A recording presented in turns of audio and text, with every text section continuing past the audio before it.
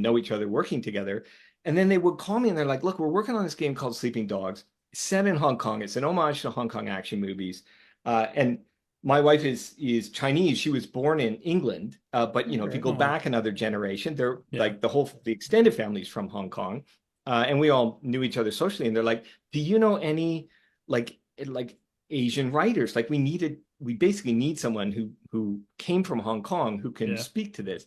And I was looking and looking, and meanwhile, I went and made a movie, and I was working on other games, and that game went along for a long time. Then it got canceled by Activision, and then it got rebooted by Square Enix, and they called me back and said, okay. And in the meantime, I could not find like all the, honestly, all the extended Chinese families I knew in Vancouver wanted their kids to be lawyers and doctors. They did not want them to be working in the video game industry. So I think I would have got disowned if I'd actually roped anyone in. But I couldn't find anyone that was the right kind of combination of factors. And so they just called me, and I had literally just finished the Chateau Moreau, which was the romantic comedy, and I hadn't started Mortal Kombat yet, I think is the way it goes. And they're like, look, we got refinanced, but we're desperate now. Like we have a 9-month window or something like that. Maybe it was a year, and we are pinning our ears back. We have no time to waste. We hired back all the people that we already know, so we're not doing any interviews. Could you come in and write this game, because we just need a writer, and we really like your writing.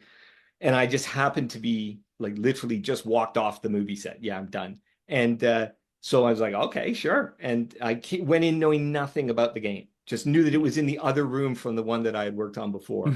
And then, just that game had been, because it had been made and then canceled and then rebooted, it like one of the reasons it had been canceled, and when they rebooted it, they said, we don't like the story. Like we need you to substantially rewrite a lot of this dialogue.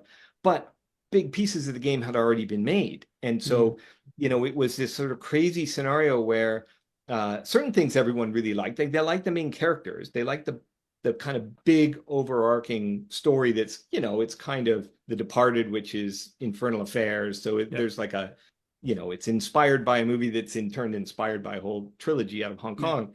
But at the same time, they, a lot of scenes, they were just like, oh, we don't like these characters, like all the side characters, and they didn't like the gangsters and things like that. So I was writing to the pieces that had already been made, and we didn't have the budget to redo. And so, there's even one mission in the game where you go in and there's a big long cutscene, and when you leave, the one guy says, that guy sounds like he's full of shit. And then Wei says, yeah, we're not going to do any of what he said there.